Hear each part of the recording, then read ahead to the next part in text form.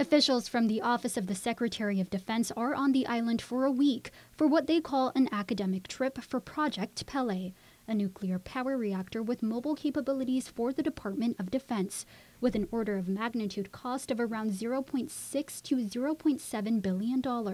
Jeff Waxman is the program director for Project Pele for DoD. We are currently in the process of beginning to build the reactor. It is a prototype. It's going to be built in Virginia, and it's going to be tested in Idaho. And the prototype is never going to leave Idaho. But the Department of Defense has to decide if it wants to build more nuclear reactors in the future. And before that decision can get made, we have to understand what would be the right places to have those reactors. DoD looking at over 100 sites for potential nuclear reactor sites. Waxman and his team already visiting Hawaii and now Guam, with other islands in the Pacific being analyzed.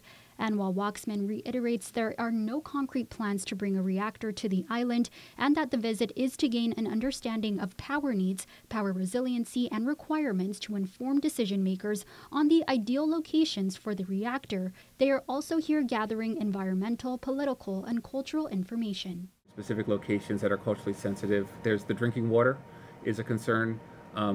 Corrosion is a big concern for anything that's metallic on the island. I'd say those are probably some of the big ones that we've gathered from being here. Also considering the cultural and political issues. Is this some place that wants nuclear power, or is it a place that doesn't? Because in modern day, the DoD is going to want to know that the local population, for the most part, is okay with something like this. They're not going to try to put it somewhere that doesn't want it. And outside of the Joint Region Marianas Gates, activists with the group Protegi making it clear they do not want the nuclear reactor here. Maniaca Flores is with the group. They're going to try to tell us that it's for our benefit, for the security of our island, but we know that this poses many threats to our island.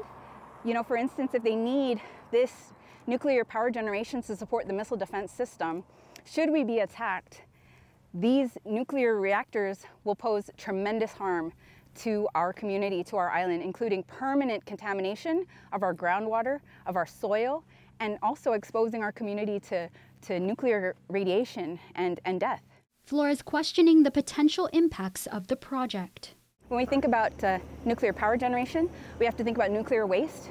Where are those hazardous materials going to be stored? How are they going to be stored? And again, beyond the risk of conflict, we are in a hotspot for typhoons. The military is the world's largest producer of emissions and is a huge contributor to the climate crisis. We had a super typhoon just in 2023. Those typhoons can harm nuclear reactors. She's also curious about blast radiuses.